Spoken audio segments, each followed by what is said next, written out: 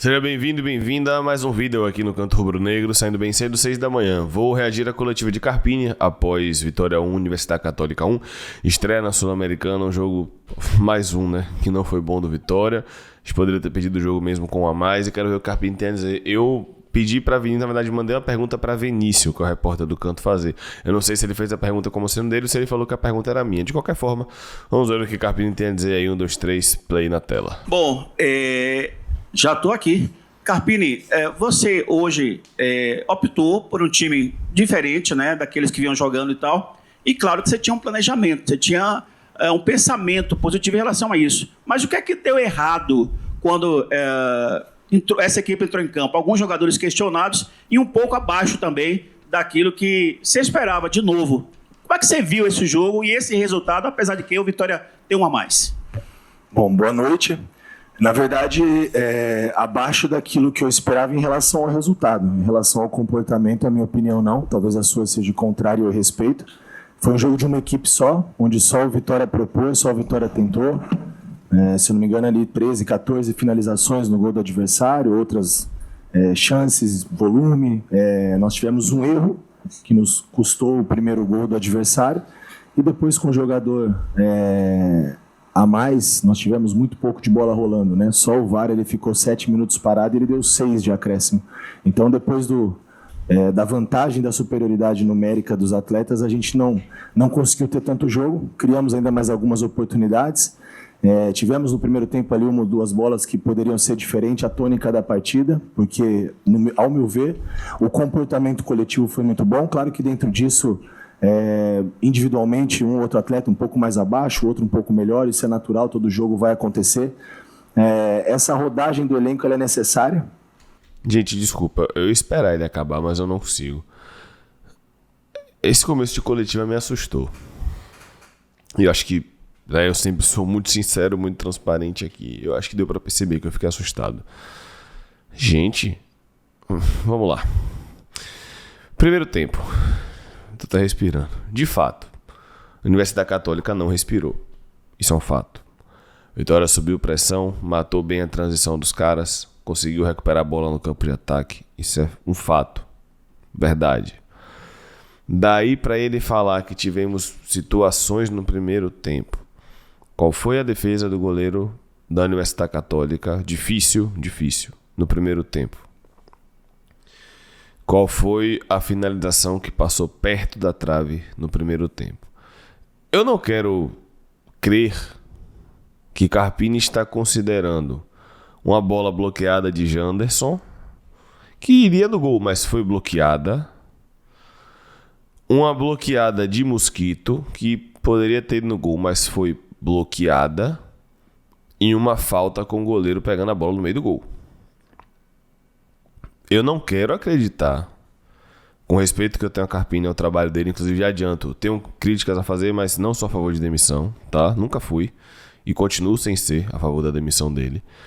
Mas eu não quero acreditar que ele considera um primeiro tempo bom e considera esses lances citados como lances de perigo. A bola nem no goleiro chegou, a bola não passou.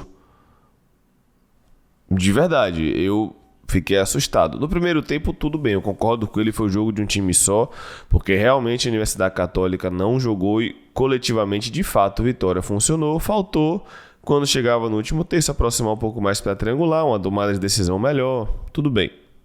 Isso é verdade.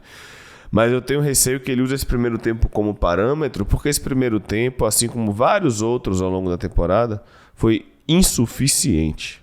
A Universidade Católica não respirou, mal passou do meio de campo, Vitória conseguiu matar bem as transições, os dois volantes defensivamente fizeram uma baita partida, registre-se aqui, Zé Marcos e Alter no primeiro tempo foram muito bem, Alter foi bem no segundo, Zé Marcos não foi bem no segundo, Hiller não voltou para o segundo tempo, enfim. Ok, defensivamente funcionou. Mas se ele considera 45 minutos com uma finalização que o goleiro defendeu numa bola parada e outras 3, 4 bloqueadas, eu genuinamente começo a me preocupar como o Carpini está vendo a equipe dele. Porque de fato teve muita bola, se propôs a jogar, de fato. E aí? Eu confesso que eu já estava preocupado. Eu confesso que eu fico um pouco mais agora, mas vamos lá, vamos ouvir. E nós vamos ter que esperar também já para domingo um jogo diferente. A gente vem de uma maratona, vocês sabem bem, na verdade nós estamos no meio de uma maratona.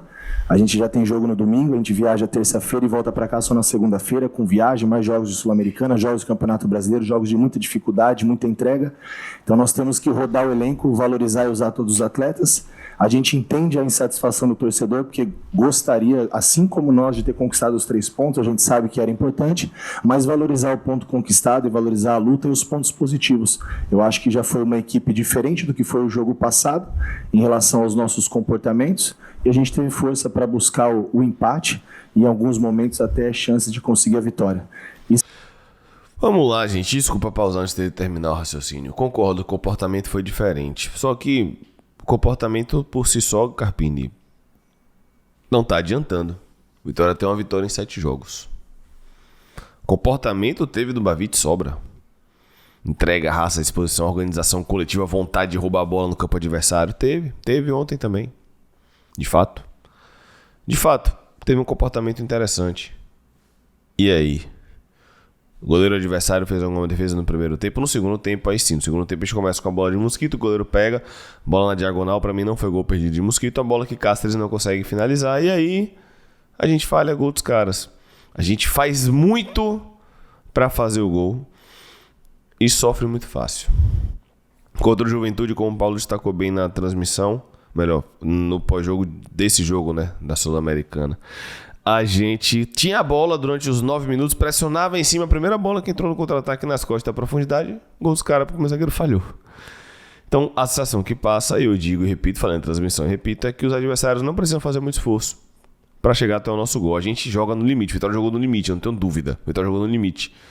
E foi insuficiente, coletivamente e também individualmente. Então, me preocupa, até porque eu espero que o Carpini não esteja ignorando o fato de que no 11 contra 10, Teste tem uma bola de Léo Pereira que ele mata no peito e chuta fraco.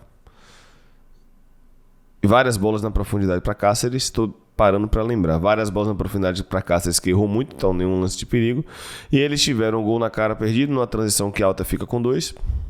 Eles tiveram uma bola cruzada que Arcanjo defende em 2 tempos.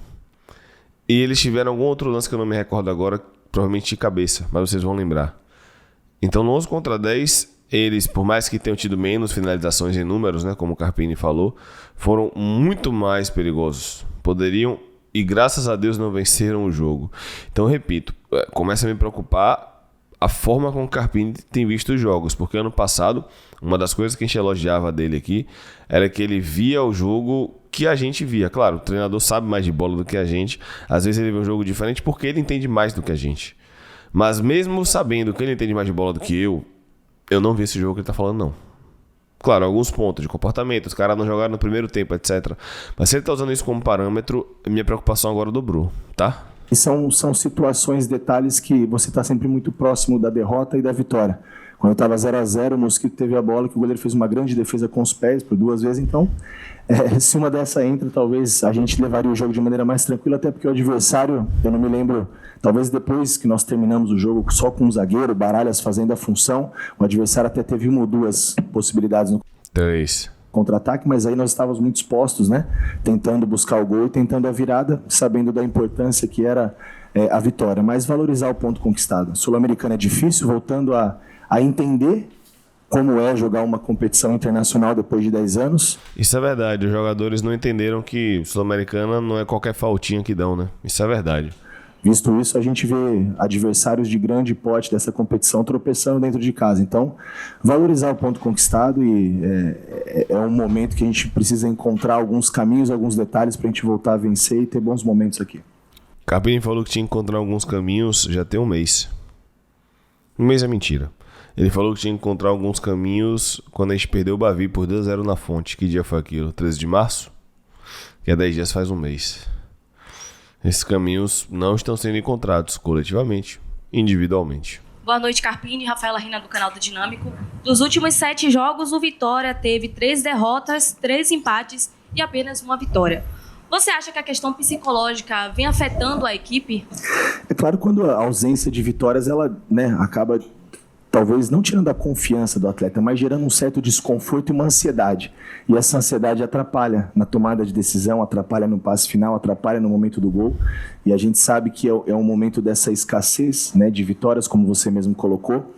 Apesar de tudo isso, mesmo não sendo o cenário ideal e aquilo que nós imaginávamos, porque agora começa o período mais importante para o Vitória na temporada, e nós usamos todo esse semestre quase como uma pré-temporada.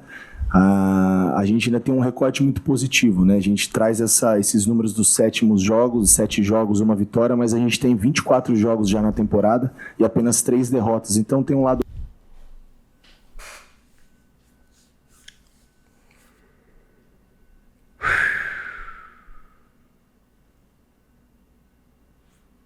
Problema, Carpini, é que as derrotas aconteceram justamente quando não podia, né? Eu tranquilamente não me importaria de, depois de ganhar Lagoinhas, botar o sub-20 pra jogar e tomar 1-0 no Barradão no jogo de volta. Não me incomodaria. O problema é que não foi do Atlético, o problema foi que foi do Náutico, que tomou 2. Foi do Juventude na estreia da Série A, um time tete-a-tete com o nosso que foi melhor do que o nosso. Isso me preocupa, repito, eu tô começando a ver como é que ele tá enxergando as coisas, tá? Porque tá tudo bem, eu não sou dessa galera que fala que a invencibilidade foi inútil. A invencibilidade nunca é inútil. Chegou na final, não foi campeão, mas a invencibilidade não foi inútil, tá? E essa invencibilidade também faz parte da campanha de líder na Copa do Nordeste, que eu tenho que ser justo. A tendência natural é que a gente tenha um chaveamento, eu não vou dizer fácil porque nada é fácil, mas um chaveamento com equipes que não são de Série A.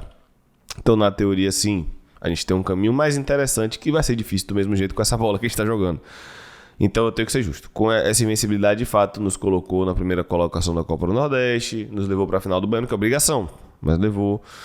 Mas ela foi quebrada contra o Náutico, a gente sai da Copa do Brasil, a gente perde o Baiano sem ganhar nenhuma das duas finais, é bom lembrar, porque foi 2-0 e 1-1. Importante ressaltar isso daqui, a gente não ganhou nenhuma das duas finais. A gente perde para o Juventude e está na Sul-Americana empatando. Então, apesar de concordar com esse recorte dele, mas eu vou usar as palavras do próprio Carpini agora, mas o que ficou para trás não importa, Carpini. O que passou, passou. E eu concordo quando você fala isso. O que foi feito antes não interessa mais. Eu estou usando as palavras que ele usou quando falou, né, veladamente, Dudu, Rodrigo Andrade. Eu concordei quando ele afastou eles. E mostrou a decisão correta porque o campo mostra que foi sim a decisão correta. Então, eu estou usando agora o argumento dele contra ele, pô. O que passou, passou, Carpini. Não interessa se tem 23 jogos de invencibilidade. No último 7 você ganhou e nesses 7 foram 2 finais contra o Bahia, que você não ganhou nenhuma, uma Sul-Americana que você empatou em casa, uma Copa do Brasil que você foi eliminado, uma Série A que você estreou perdendo. Pra mim, se não foi a pior estreia da Série A, foi top 3 estreias piores da Série A em termos de desempenho. E aí? Pra trás não serve mais, pô. O que passou, passou, irmão. Do bom e tem um lado ruim disso tudo, mas tirando o que foi feito e um recorte mais recente como você fez, eu acho que voltar a jogar bem, como na minha opinião hoje aconteceu em alguns momentos da partida e vencer, eu acho que traz de volta, não digo nem a confiança, mas talvez essa tranquilidade que atrapalha nos momentos dessa tomada de decisão, sem dúvida. Carpini, boa noite, Lincoln Ariage da Rádio Tatiaia. Eu queria que você explicasse a substituição, né, que você fez ali no intervalo, tirou o Hiller e colocou o William Oliveira, e também a situação do Mateuzinho, se ele já está 100% recuperado fisicamente, como é que tá a situação dele aí para a sequência de jogos do Vitória na temporada. Um abraço para Lincoln, meu irmão, e eu não sou o Carpini, mas eu tenho certeza que o Mateuzinho não tá 100% e acho que é muito até nítido, né? Ele tá perguntando, obviamente, para ter uma resposta oficial, Lincoln, não tá errado, tá? Inclusive, mais uma vez, abraço para Lincoln, meu irmão, tamo junto. Mas é nítido, né, velho, que o Mateuzinho não tá 100%. O Hiller passou mal no intervalo, foi uma necessidade, ele teve uma indisposição e não conseguiu voltar para o segundo tempo, então não era uma situação que eu pretendia fazer já no intervalo. E Hiller foi bem sem a bola. Com a bola é aquilo ali mesmo, galera. Demora de girar o jogo, demora de acertar uma bola longa, joga na velocidade e uma rotação aparentemente abaixo dos outros, mas sem a bola ele foi muito bem. Em relação ao Mateuzinho, ele ainda não reúne 100% de condições, está indo bem no sacrifício. Mesmo assim, foi um cara... Mais um absurdo sendo normalizado, né? A gente está começando a inconscientemente normalizar o fato de que o Mateuzinho tem que jogar sem estar 100%, porque só ele salva. Só ele salva é muito forte. Acho que sem ele, as chances caem drasticamente. Então ele precisa jogar, não vou dizer machucado, mas ele precisa jogar sem estar 100%, porque ele, né, faz a diferença. A gente está começando a normalizar um absurdo desse, né? De novo, importante, assim como tantos outros atletas, você vê que a gente fala muito, né, da capacidade do drible, do enfrentamento, de quebrar linhas, que que ele proporciona isso para nós, sem contar que ele foi também decisivo, né, no momento de assumir a responsabilidade do pênalti. Isso é muito importante, é o que a gente espera dele, um jogador com muita identificação, mas a gente sabe que ele ainda está no sacrifício, não reúne as melhores condições, mas justamente para a gente precisar dar essa rodagem no elenco, ele quer ajudar, não quer ficar fora do processo. Em alguns momentos a gente tem corrido riscos, ele vem para os jogos praticamente sem treino, ou com muito pouco, talvez muito, muito distante do que seria o ideal. Então ainda... E isso é dito assim abertamente. Tô falando que o Carpini tá errado em falar não, tô falando que é isso aí mesmo. A gente não pode normalizar isso não, tá? De verdade, galera. Ainda é um pouco preocupante para que ele tenha uma sequência, assim como outros atletas, né? A gente programa cargas, volumes, a gente vê a insatisfação do torcedor, por exemplo, por parte do Claudinho, só que os problemas da sua casa só você sabe, porque você tá lá o dia a dia, eu não tô. Então só eu sei aqui o que acontece. São 2 meses que o Claudinho não faz 90 minutos. Você não sabe o quanto ele demorou para recuperar do jogo de Caxias e agora a gente é numa maratona de jogos. Então nós temos jogadores de nível para ajudar. O Raul é sempre... Tá. Aí por isso ele não pode jogar 20. Tá bom. Foi um cara muito importante desde a reta final, vai continuar sendo, né, assim como o Claudinho, e a gente vai precisar sempre encontrar em cada partida o que a gente tem de melhor em tantas outras condições. E a gente entende a insatisfação do torcedor, ainda mais quando acontece, né, o resultado que não era o que o torcedor e nós também esperávamos dentro de casa nesse retorno a uma competição internacional. Boa noite, Carpini. Vinícius do Cantor Rubro-Negro. Carpini hoje... Vinícius, então vai fazer a pergunta como se fosse a dele, não tem problema. Eu mandei pra ele a pergunta, falei na live que ia fazer, ele acabou fazendo, vamos lá. Mais uma vez o Vitória pressionou bem, né? Roubou muitas bolas, anulou o adversário, mas teve dificuldade para triangular e terminou o primeiro tempo sem uma finalização de grande perigo. Além das tomadas de decisões equivocadas, o time desencaixou coletivamente e evoluiu. Olha, no primeiro tempo eu lembro de algumas finalizações. Com perigo. Eu lembro de uma finalização do Janderson, eu lembro bloqueada, de uma falta na entrada da área, eu lembro de uma... goleiro encaixou. Uma finalização do Mosquito. Bloqueada. Se eu não me engano também do próprio Lucas Braga. O Janderson teve acho que umas inclusive dentro da área. Então aconteceram finalizações sim e triangulações, na minha opinião, tá? Eu respeito a sua. E eu acho que quando você fala em desorganização, não sei em que aspecto. Se for do aspecto posicional... nós terminamos só com o zagueiro, eu acho que arriscando e entendendo a necessidade de buscar o resultado. Perder de 1, perder de 2, para mim não muda nada, eu preciso tentar pontuar e reverter.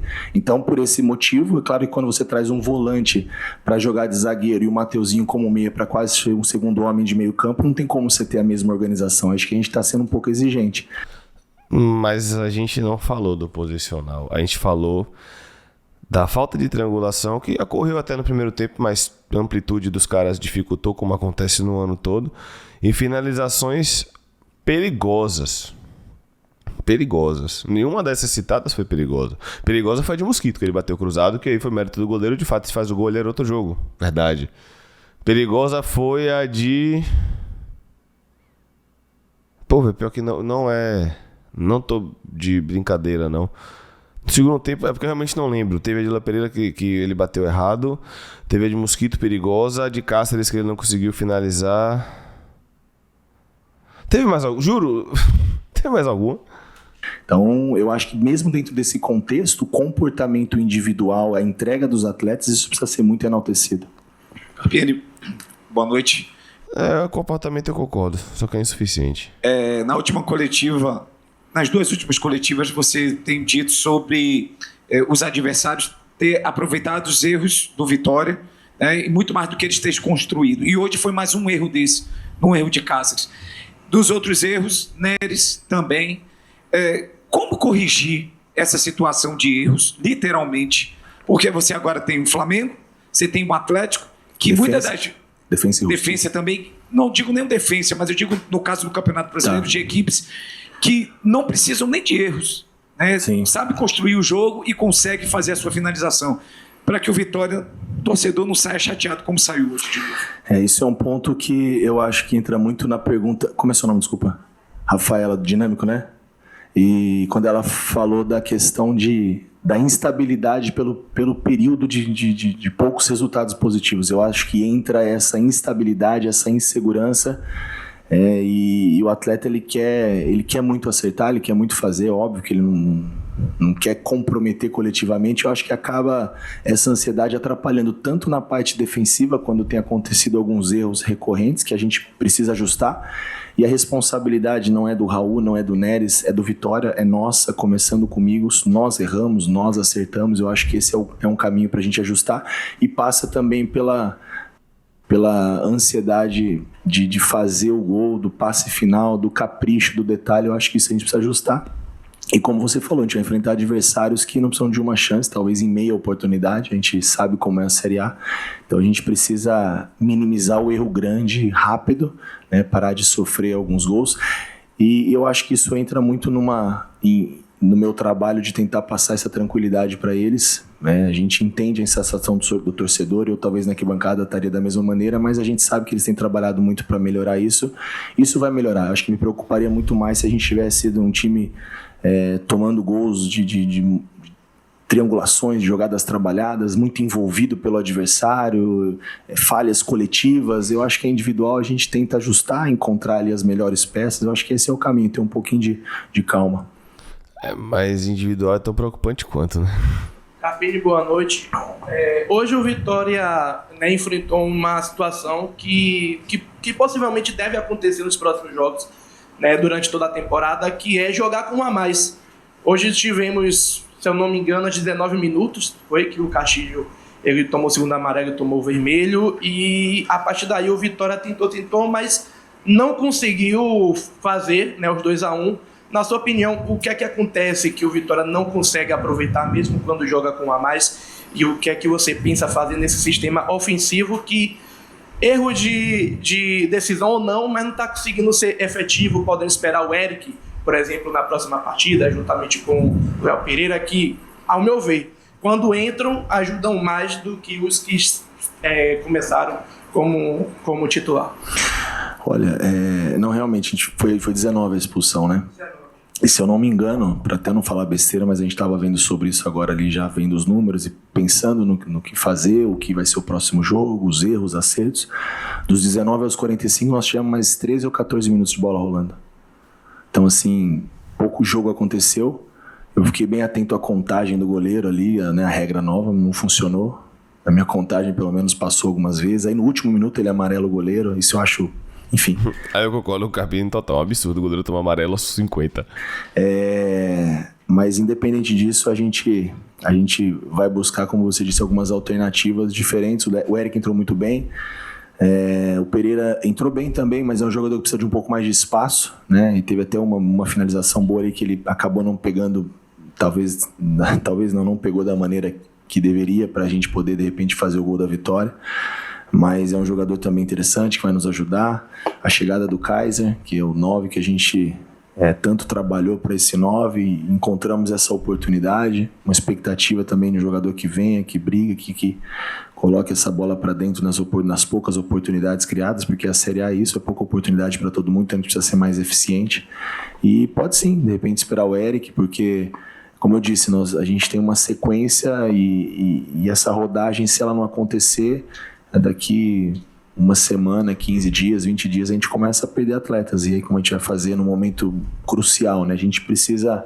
Como tá correndo o risco de perder Mateuzinho, jogando machucado, a gente tá achando isso normal. A gente, é modo de falar, tá, galera? Tá bem até essa janela do meio do ano, de volta de novo Copa do Nordeste, as fases finais de mata-mata. Então, a gente precisa seguir dando atenção e dando jogo para todos eles. Boa noite, Carpini. O Araújo, boa notícia. Você até citou a chegada de Renato Kaiser. Queria saber as condições dele para o próximo jogo, para sábado. Ele já tem condição? O que é que você pensa a respeito? Ele fez a avaliação física hoje. O Kaiser, você deve ter acompanhado, ele vem de uma lesão no Fortaleza. O último jogo que ele entrou, ele machucou a posterior.